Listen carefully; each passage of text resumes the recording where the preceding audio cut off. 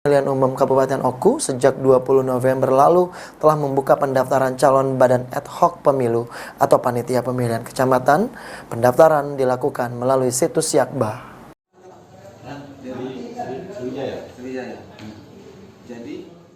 Komisi Pemilihan Umum KPU Kabupaten Oku mulai membuka pendaftaran Badan Ad Hoc Panitia Pemilihan Kecamatan atau PPK untuk pemilu serentak 2024. Masyarakat pun mulai bisa mendaftar sejak 20 November lalu di situs online Syakba yang terhubung dengan sistem informasi partai politik, sehingga anggota parpol tidak bisa mengajukan pendaftaran. Ketua KPU Oku Naning Wijaya mengungkapkan pendaftaran calon PPK akan berlangsung hingga 29 November mendatang, dan setelah itu akan dilakukan tes tertulis dengan sistem Computer Assist Test atau CAT dan wawancara.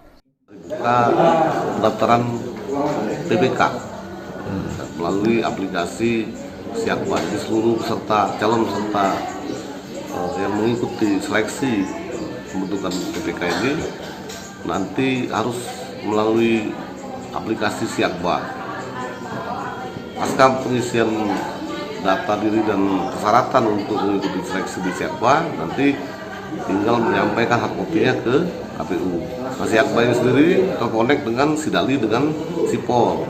Jadi yang bersangkutan harus berdomisili dan memiliki ektp Kabupaten Oku dan kecamatan sesuai rencana Plamat.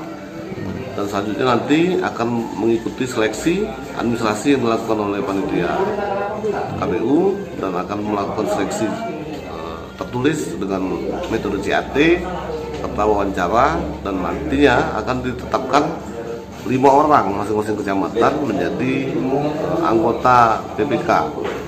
Dan PPS juga demikian, nanti seluruhnya PPK PPS itu seluruhnya akan mendaftar melalui aplikasi Syakba sesuai dengan jadwal yang sudah ditentukan. Jadi kalau untuk PPK sudah dimulai, dan PPS nanti insya Allah di awal Januari sudah dimulai juga untuk pembentukan PPS. Sampai dengan hari kedua ini cukup tinggi yang ingin mengikuti seleksi PPK ini.